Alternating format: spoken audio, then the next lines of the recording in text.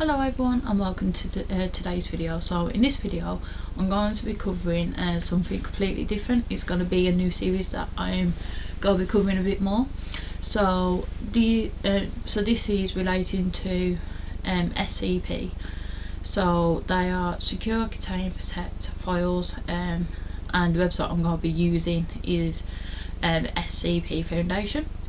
And so these basically, because I never heard of them before my boyfriend suggested that I might be interested in them, I checked them out and I got really into them. Fell down a bit of a rabbit hole, to be honest with you guys, because I never even heard of them before. I am very surprised I never did hear of them. Might be because I'm a bit antisocial. Do it day is a massive factor.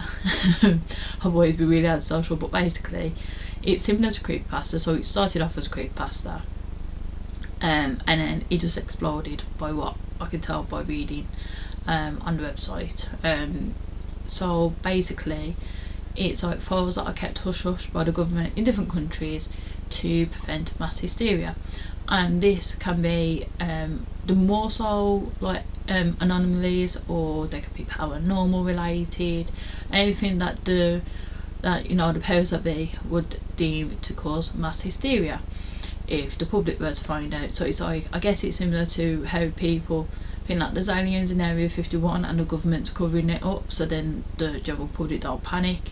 It's like a massive database of files like that, and that is right up my alley. I wish I knew about this sooner, because there are thousands of them, so I do really look forward to discussing them all with you. And so I'm going to be covering it very shortly. I couldn't cover 001 because it just doesn't come up. So when I tried to read about it, it says like it's been blocked, so I'm not sure why. But yeah, and then it goes on about anyone that's unauthorised to read it will get poisoned and die. So I don't really fancy that, to be quite honest with you guys. So I'm not sure what happened there. I don't know if it's been deleted and making it creepy. I'm not sure. So we're going to be looking at, so they all start with SCP. So I'm going to be looking at SCP-002, called the living room, and emphasis on the living room. But yeah, so let's get started. So first I'm going to discuss how they want to keep this ball contained, I guess, the containment procedure. So SCP-002 is to remain connected to a suitable power supply at all times to keep it in what appears to be recharging mode. In case of electrical outage, the emergency barrier between the object and faculty is to be closed and immediate area evacuated. Once the facility power is re-established, alternating bursts of X-ray and ultraviolet light will strobe the area until SCP-002 is re-affixated to the power supply and returned to recharging mode. Containment area is to be kept at negative air pressure at all times. Teams including a minimum of 2 members are required within 20 meters of SCP-002 or its containment area. Personnel should maintain physical contact with one another at all times to confirm there is another person present, as perception may be dulled, skewed, or influenced by proximity. There we go, third time's charm, to the object. No personnel below level 3 are permitted within SCP-002. This requirement may be waived via written authorization from at least 2 off-site level 4 administrators. Command staff issued such a waiver must be escorted by at least 5 level 3 security personnel for the duration of their contract and must temporarily surrender their rank and security clearance. Following contact, command staff will be escorted at least 5 kilometers from SCP-002 to undergo a 72-hour quarantine and psychological evaluation. If deemed fit for work, to duty by psych staff, rank and security clearance may be restored when quarantine expires. So, I mean, that just says that whatever this blob, ball, whatever you want to call it is, they take it very seriously, especially with the results with just being near the object, not even touching the object, just being near it when it's not hooked up to the power supply. So that tells you that it's not just an everyday mysterious floating ball. So for this one, I'm going to read a description of what it looks like, and I'm going to put a picture on the screen now so you can see what it looks like as I'm reading. So SCP-002 resembles a tumorous fleshy growth. An iron valve hatch on one side leads to its interior, which appears to be a standard low-rent apartment of modest size. One wall of the room possesses a single window, though no such opening is visible from the exterior. The room contains furniture which, upon closer examination, appears to be sculpted bone, woven hair, and various other biological substances produced by the human body. All matter tested thus far show independent or fragmented DNA sequences for each object in the room. And then it says to refer to a report for details related to the object's discovery. So I will be going on to that report very shortly. So as you can see by the photo and by the description, it just looks like a fleshy growth ball thing, whatever you want to call it, with a room made out of biological human matter, I guess, with different DNA.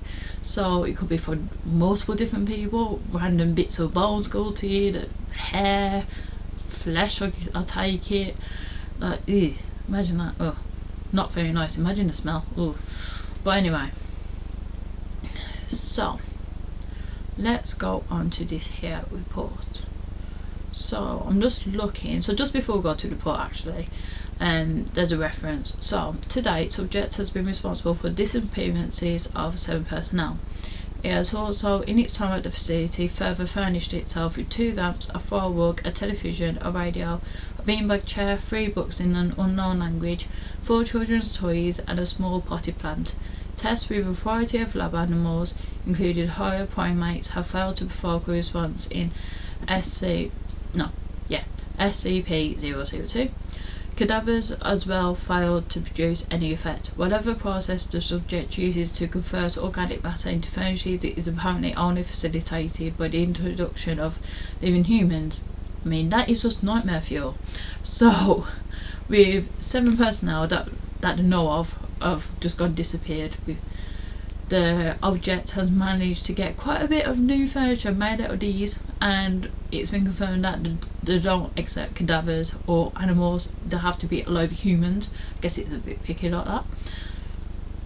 But to get 2 lamps, a throw rug, a television, a radio, a beanbag chair, 3 books in an unknown language, 4 children's toys, and a small potted plant out of 7 people, that seems like a lot. I mean, I don't know how big these objects are, but just going by how big they are normally, it sounds like you need more than 7. I mean, not that I've ever done anything like this, don't get me wrong, but just like, you know, just thinking about the human body and stuff.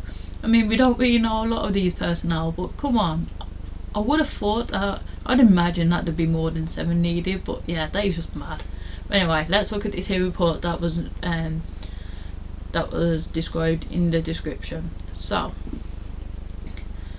the following is a brief report detailing the discovery of this flesh ball thing that likes to kill people, make them into furniture inside it apparently.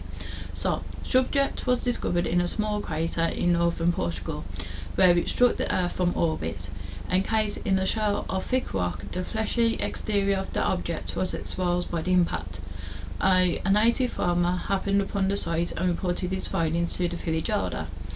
Subjects gained SCP attention when a level 4 agent posted in the area detected a small radioactive anomaly generated by the object. A collection squad of SCP security personnel led by General Mulhausen was immediately dispatched to the area, where they quickly secured the object in a large container and performed initial testing with subjects recruited from the nearby village. 3 men individually sent into the structure subsequently disappeared upon discovering this deadly property of the subject. General Mulhausen issued a level 4A termination order, I don't know why I said that, order of any witnesses roughly 1/3 of the village to ensure no outside knowledge of the object, and initiated its transport to the SCP facility data expunged. So we don't know where this Heya facility is. During preparation for transport for SCP, security personnel were inexplicably drawn inside the object, where they too immediately disappeared. Following inspection, it appeared as if the object had grown several new furnishings and was beginning to look like the interior of an apartment room. General Morhausen immediately ordered the requisition of several Class 3 hazmat suits for the remaining security team members, who proceeded to lift the container onto a waiting ship for transport to the SCP containment facility, and then data expunged, so I can't see that bit. So following the termination of General Morhausen, SCP-002 was resecured by SCP staff and brought into special containment in classified, where it currently resides. Staff with clearance below level 3 have been denied access to SCP-002 container without prior approval of at least 2 level 4 staff after the Morhausen incident. So that is quite an interesting one. I can see why they would want to keep this ball, I guess, this fleshy looking ball that makes, you know, furniture out of people. It seems like something draws people to it.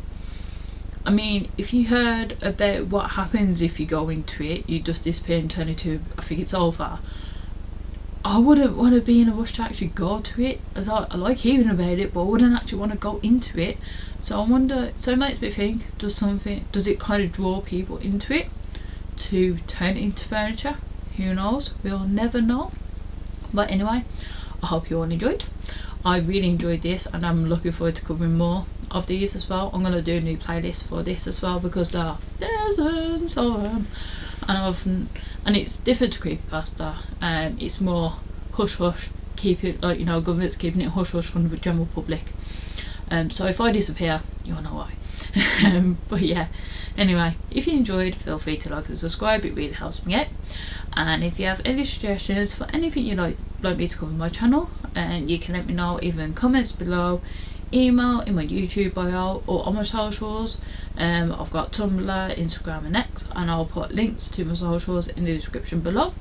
And I'll see you all in the next one.